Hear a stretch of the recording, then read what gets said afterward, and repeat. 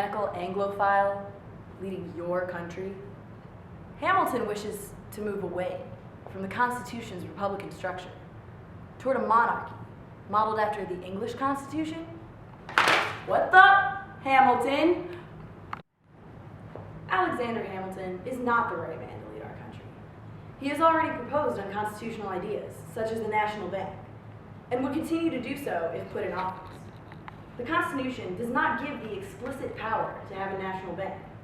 To take a single step beyond the boundaries thus specifically drawn around the powers of the Constitution is to take possession of a boundless field of power, no longer susceptible to definition. Hamilton is using the elastic clause to act as a tyrannical Anglophile. We should model our government after the French, not the British. The newly independent United States of America cannot return to the same type of rule which we fought for our freedom. Your president should be someone who trusts the common man. Hamilton's proposed assumption plan, in which the new federal government would assume all debts previously held by national and state governments, were a small price to pay in the interests of a shift of federal power from the north to the south. Political power should lie within the states, because American people have the ability to shape to policy. I consider the foundation of the Constitution as laid on this ground, that all powers not specifically delegated to the United States by the Constitution, nor prohibited by it to the states, are reserved to the states or to the people. Uncontrolled and unspecified government powers will destroy the liberty of the common man that this nation was built upon. Whereas it is necessary for the support of government, for the discharge of the debts of the United States, and the encouragement and protection of manufacturers, that duties be laid on goods, wares, and merchandise.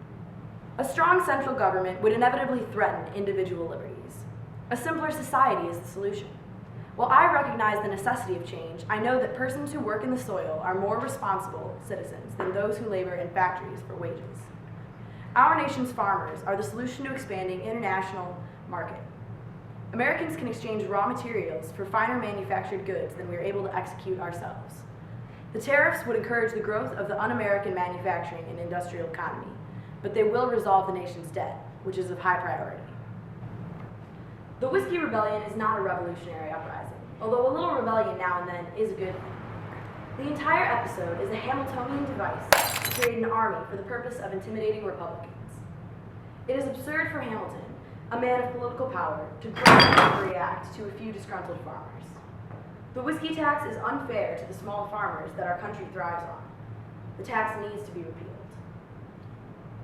Edmond Genet, a minister of France, had authorized our very own privately owned American vessels to seize British ships in the name of France.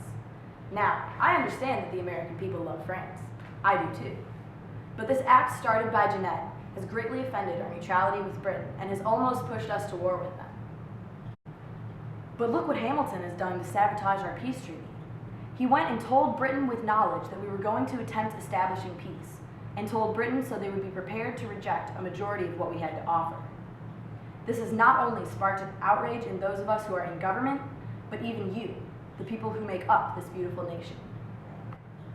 I believe that it is Hamilton's attempts to try to make our society identical to that of Britain's, rather than to improve the individuality of our own nation's society. The Naturalization Act, designed by Alexander Hamilton, to stray hordes of non-federalist voters away from polls. Hamilton's endorsement of this act exemplifies a tyrannical and unconstitutional attitude. Our new nation has fought too long and too hard to allow Hamilton to stray our country into the very thing we have fought against. The Alien and Alien Enemies Act, proposed by Hamilton, were designed to undermine the power of the Constitution and pose a direct threat to the United States. In regards to governing people, Hamilton believes in framing a government which is to be administered by men over men, and that the great difficulty lies in this, the Constitution. You must first enable the government to control the governed, and in the next place oblige, in other words, to force, it to control itself. Hamilton's support of government administered by men over men expresses traits of those possessed by a monarchical government. A wise and frugal government would have no need to force the governed to control itself, and is necessary to make us a happy and prosperous people.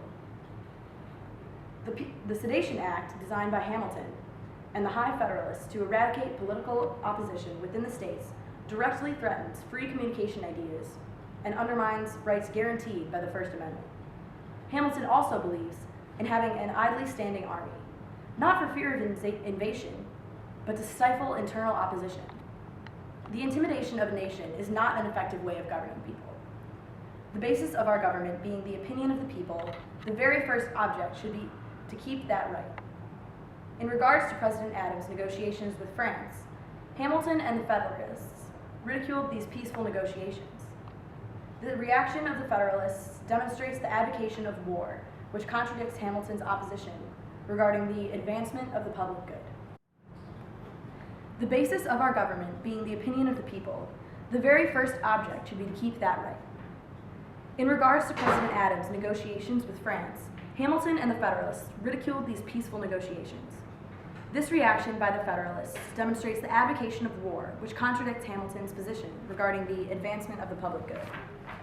When asked who is more important to maintaining a steady government, Hamilton responded by saying that the people are turbulent and changing. They seldom judge or determine right. Give therefore the first class a permanent share in the government. They therefore will ever maintain good government.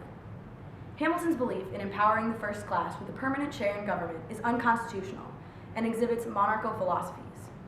The people will have no desire in voting for someone who explicitly expresses his disbelief in the people's ability to determine right, to govern their nation. I, Thomas Jefferson, believe in a government empowered by all people of the United States, a government that shall restrain men from injuring one another, which shall leave them otherwise free to regulate their own pursuits of industry and improvement, and shall not take from labor the bread it has earned. I would rather be exposed to the inconveniences attending too much liberty than those attending too small a degree of it. So who do you want to represent you? Someone that has another country's well-being in mind? Or someone like me, who cares about the welfare of the United States of America and every one of its people?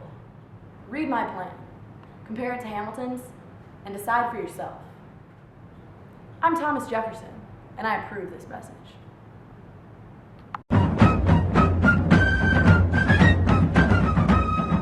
Yeah, just farm. Come on.